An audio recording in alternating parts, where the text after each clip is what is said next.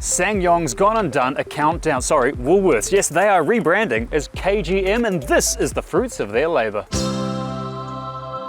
Yes, this is the all-new electric KGM Torres EVX. It's an SUV that doesn't burn any petrol. It means no fumes, no cancer, no pollution, only good stuff. As for price and range, one of these, brand new, will set you back $68,000 or $67,000 if you're one of the first 40 customers. They've got some deal going on. As for range, for that you get 462 k's per charge, which makes it almost identical in terms of price and range to a Tesla Model Y. But would you rather have this? Well, let's see what you get for your money. Let's start with the tech specs and motor. Powering this car, it's 152 kilowatts, driving the front wheels. Yep, it's front wheel drive. And it gives you 339 torque in Isaac, so it's relatively peppy at low speed. That also means that you have a 0 to 100 time of 8.1 seconds. And if you are coming from a combustion SUV or combustion people mover, 8.1 seconds, that's pretty impressive. But if you drive a lot of electric cars, then 8.1 seconds, oh, see what I mean about the tyres, crikey. It's not slow, don't get me wrong, it's not slow. As for the battery in this car, it is powered by a 73.4 kilowatt hour battery pack. That's how it gets supposedly 460 k's per charge. However, the chemistry in this pack, well, it's my favorite chemistry. It's running on LFP, or lithium iron phosphate. And if you don't know anything about batteries, that's a great chemistry because it's really hard wearing, really long lasting, and it's effectively bulletproof. It doesn't combust if it's punctured. And part of the reason for that is that the battery cells in this car, they are from BYD. This video that I stole from BYD shows that if you puncture these cells, they just keep on going. They don't burst into flame. They rise in temperature by like 2 degrees, and that's it. You won't notice the difference. It's amazing. You can't do that with a tank of petrol. Basically, these batteries, they are literally bulletproof. Let's talk comfort now, and the most obvious thing is the amount of head height I've got. Look how much head height I've got. This thing is like the Pantheon. It's crazy. But instead of the Pantheon with Roman leaders, you get me, a dollar store YouTuber. Despite its tall size though, because it is a tall vehicle, the access to this car is really easy. It's got that standard 68 centimeters between the ground and the front lip of the seat, so getting in and out is pretty easy. As for those seats, they are kind of firm. Push down on it, it's kind of like pressing down on a Tesla seat. Not uncomfortable, just firm. However, these seats are both heated. Yes, it's got seated heats in both the driver's and the passenger seat, and in the freeloader section in the back, yes, back seats are also heated, plus the driver's seat and the passenger seat are ventilated as well. That is not common for a car in this price point. As for steering comfort, the steering wheel is fully adjustable, goes in and out and up and down. However, if you're tall and you have it down at its lowest setting, it may obscure the corners of the screen of the instrument cluster in front of you. As for space, this car, as you'd expect with its dimensions, has quite a lot of room in it. It doesn't, however, have a fartment or front compartment. If you pop the bonnet on this car hoping to find some storage, there is nothing there. And even looking under that big plastic panel there, no, there is not enough room to store anything. So it means you've got to put your potatoes in the boot, of which there is a reasonable amount of space back there. Check out all the room. 703 litres back there. It is cavernous. Plus, if you put the seats down, you've suddenly got 1,662 litres. That is enough room for you to lie down fully, which is great for camping. In fact, one thing that KGM offers with this car is an inflatable mattress as an optional extra that fits in the back there, so you can actually take this car camping. Another thing you can get if you're an avid outdoorsman or outdoorsman woman is window blinds. Yes, if you want to go camping, you can put these things in the car to block out all the light. Plus, you can also get this weird looking tent thing for some reason. You can also get roof racks. There's 2 different flavors you can put on the roof. And you can also get handles stuck to the side if you want to climb up there. That's not all. You can also get a KGM storage box if you want to mount that to the rear pillar on the car. And of course, one last little cherry on the top is a shower. Yes, you can get KGM branded water container with a shower. So this really is catering for the avid outdoors person, even though it's not really an off-road car. As for the backseat passengers, they have heaps of room. This vehicle's got quite a high roofline, and that means that you've got heaps of headroom. And because the wheelbase in this car is really long as well, it means you also have loads of legroom in the back. Let's move on to gadgets now, starting with what is right in front of us. We have 2 12.3-inch displays. The left-hand side one is touchscreen, and it's really easy to use. That's one thing I really like about this car, is it's really logical. You don't need to be a computerologist to figure out how to change settings in that. Another thing I like is the size of the font for the important information, like your speed and your battery meter and your range, that sort of stuff. None of our eyes are getting any younger, so I appreciate the fact it's quite big. European car makers, pay attention. It also has androgynous auto and Appalachian CarPlay, so yeah, you got your Android and your Apple sorted. However, Although it does have wireless charging in a really convenient location here, the Android and Apple connectivity is wired. Oh, the smoke coming out of that diesel is horrific. Oh, yuck. How is that legal? How do I change the circulation? Oh, the smell is vile.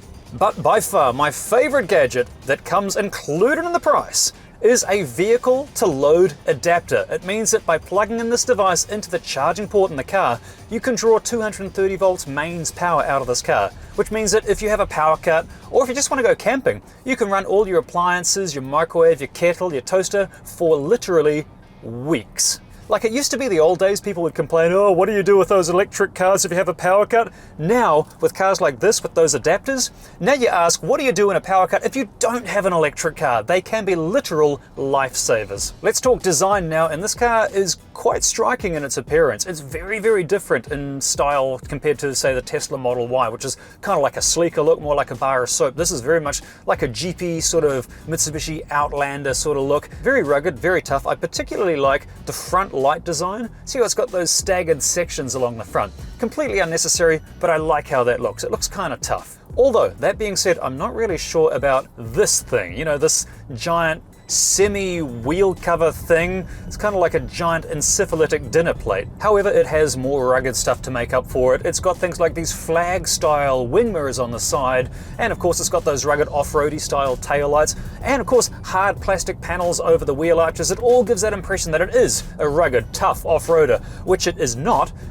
Because this car barely has 18 centimeters of ground clearance underneath its battery pack, so this thing is not off-roady. It's about as off-roady as me in wet jandals. Continuing with design, the overseas models, the entry-level versions, can get 18-inch wheels, but this comes standard across the entire range with 20-inch wheels, and they are diamond cut as well and looking pretty snazzy. As for the interior design, however, well, it's quite different.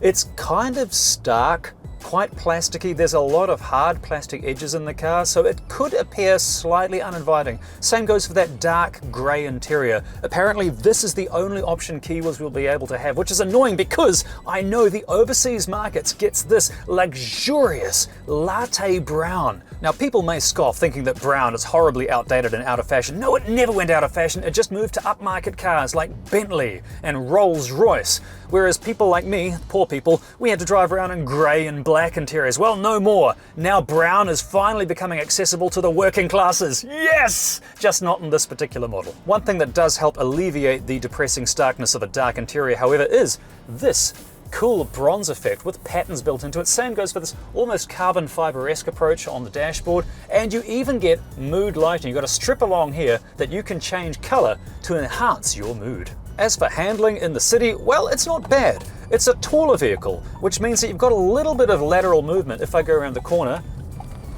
like that, it's not uncomfortable. It still handles better than a combustion vehicle of its same size because its battery pack is down low, but you will have a little bit more lateral movement than you would in a sedan. As for putting that power to the ground, as you saw earlier in the video, it's got a lot of torque, so it can struggle. It does wheel spin far too easily, and if you put it into sport mode, which you can do by dropping the menu down, in sport mode it means that 152 kilowatts, oh, even at 40 k's an hour it wheel spins.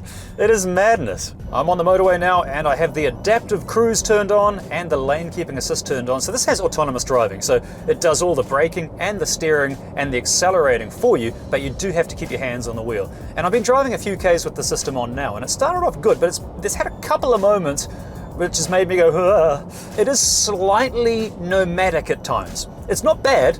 It's a decent system, but it does suffer from nomadnessism. It takes on a whole Christopher Columbus thing. It tries to find the lane, but gets in the wrong one.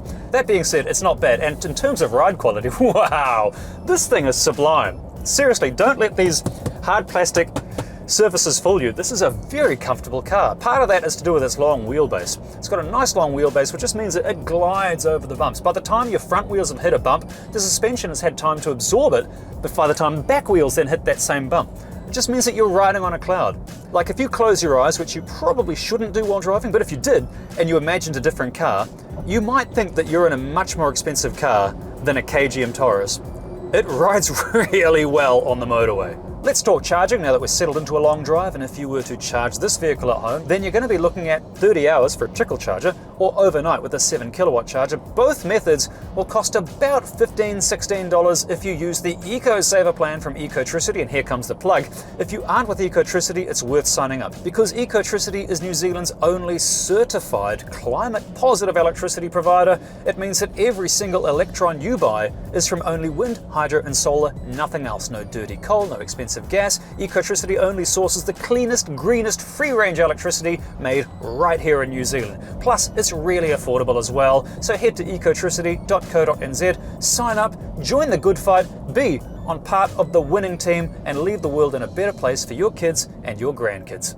But right now, let's settle in for a comfortable cruise, because then we're going to talk efficiency and how this vehicle compares to a Tesla Model Y. Well, I've had this car a few days now, so now I can be really honest about my thoughts. Okay, let's start with efficiency. The official number is 18.6 units of electricity per 100k. And that is pretty accurate in my experience. That means that in the real world, you're more likely to get about 400 k's per charge out of this car. Or if you're driving mostly in the city, you're probably more likely to get 500 to 550 k's per charge. So it's not actually that bad. It's pretty similar to the Tesla. Speaking of which, let us now compare this to the Tesla Model Y. Would you rather buy one of these or the American car? Well, let's look at what you get for your money. We've already established that price and range, they are pretty much identical. So now let's look at performance. And the Tesla has 46% more power than this car. And that means that its 0 to 100 time is 1.2 seconds faster. What about dimensions though? Which is easier to park? And well, it is this that is slightly smaller. So the point goes to the Torres.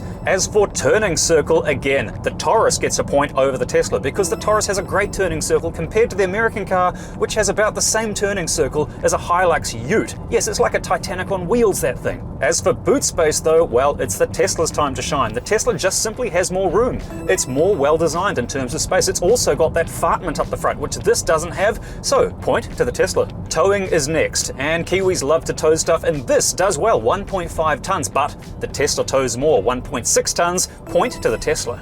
But which is better in terms of charging speed? Well, this Torres gets a peak charging rate of 145 kilowatts DC. However, the Tesla Model Y, well, that gets 250 kilowatts DC. That is much more impressive. Hats off to the Tesla. But which looks better, the Tesla Model Y or the KGM Torres EVX? And in my personal opinion, I've never been a fan of the Model Y. The design, I mean, the car is fantastic, but the design, it always looked too much like a bar of soap. I always prefer the Model 3 over the Model Y. But when it comes to looks, I reckon this is the better looker. This just looks more like a traditional SUV. What about comfort though? Well, no surprise, the Tesla has suspension that is harder than algebra. This, however, is much more comfortable, although this is being let down slightly by its tires. But around town and in the country, I'd much rather do a long distance drive in the comfort of a Taurus. But which one comes with a trickle charger included in the price? Well, the Tesla doesn't. $600 for the portable charger. This one, however, also doesn't. And lastly, in this very unscientific comparison, which one has vehicle to load? Which one lets you use appliances while you're out camping, or perhaps in an emergency like a power cut? Well, the Tesla doesn't. No, of course not. They won't let you take power out of their battery. They want you to buy a Powerwall instead. But with this, the KGM, they don't care what you do with your car, it's yours. Use it however you want. Which means the winner between the KGM Torres EVX and the Tesla Model Y is this. Okay, now before I get cancelled on social media, that segment I just did was for comic effect. Also, I know a lot of Tesla owners watch these videos, and I love you guys, and I love Tesla cars, but you guys, admit it, you can be a bit crazy. Now, however, let us move on to another segment, and that is what I like and don't like about this car. Starting with the power, I like it. That 152 kilowatts and that 339 newton meters of torque means whew, I just wheel spun at 55 k's an hour, which brings me to the thing I don't like about it is that the traction is terrible. There's just too much power for a front wheel drive if you want to drive quickly. You're going to wheel spin all the time. The next thing I like is the dashboard layout. Despite the dark color, it's really cool. I like the bronze effect, I like the dual screen. However, one thing I don't like is the chimes. It will remind you constantly that you need to take a break, and it does it all the time. Same goes for when you just get near the lane like this. Unfortunately, you can't turn that beeping and chiming off. It is a requirement to get a good score on a crash test these days, so you just got to learn to live with it. Next thing I love is these paddles on the steering wheel, which increase or decrease the amount of regenerative braking. That means when you slow down, electricity goes back into the battery instead of being wasted. And if I put it to maximum settings, It's very good, but there is a delay from when you turn it on to when the car starts slowing down, and it doesn't bring you to a complete stop. Overseas markets also get something we don't, and that is a smart tailgate. So if you stand behind the boot for 3 seconds, it will detect you're standing there and it will open up. Now that's great if it's raining and you've got handfuls of shopping or potatoes or both, and you're standing out there in the rain. However, as I found out, that simply does not work here, and you've just seen the world's worst wet t-shirt competition. I'm so genuinely sorry you had to see that. Yeah, so I recorded that scene. Then I discovered I hadn't actually turned on the smart tailgate option in the menu, so I'm not exactly Mensa material. However, on the subject of batteries, one thing I'm not amazed with is the charging speed. It's good, it's very good. 145 kilowatts DC, and you're going to see it tested in the real world in the Spudscore real soon, but I wish it was as fast as the Tesla. Speaking of which, let's do the Spudscore. Starting with performance, and I'm giving it 6 spuds out of 10 because its 0 to 100 time is fairly respectable for a big, comfy 2-ton SUV. As for handling, 6 out of 10. Its low center of gravity gives it some fairly moderate security in spicy corners. Comfort is where this vehicle shines though, getting 8 out of 10. It's a deceptively good cruiser, bordering on brilliant in fact. As for efficiency, it's about average for its size, so I'm giving it 5 out of 10. Gadgetry's next, and this vehicle has it all. It's got seated heats, it's got ventilated front seats, rear controls for the front passenger seat, plenty of USB charging, a vehicle to load adapter included in the price. It gets a well-earned 8 spuds. But there's no option of a trickle charger, as KGM feel they're just too slow. Instead, they're doing a deal with EVX to sell discounted 7 kilowatt chargers instead, just like this one in my garage, which would charge the car from flat to full in about 10 hours or overnight every night. As for value, it's not a bad offer. It compares well against the Tesla Model Y, and it's cheaper than a gas-burning Toyota Highlander, so I'm giving it 7 spuds. It means now there's just no reason to buy a dirty combustion car anymore, which is a great problem to have. Charging speed is next, and I charged it on one of these hyper-rapid chargers from ChargeNet,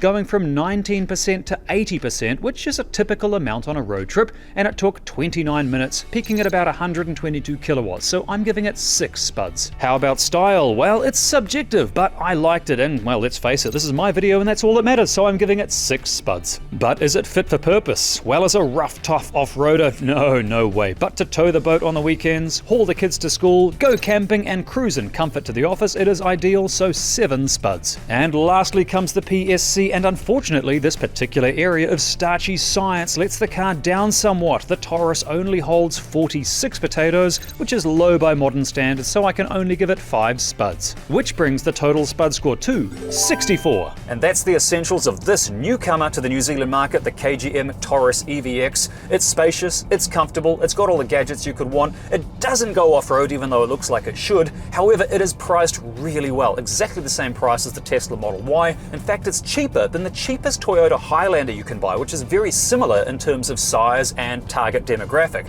So if you've got a brain, why on earth would you buy a combustion version when you can just buy this and say goodbye to petrol forever? In fact, the only thing I can think of that could slow down sales of this fairly impressive vehicle is the fact that no one in New Zealand knows who KGM is. So KGM marketing team, if you're watching this, good luck guys, get to work.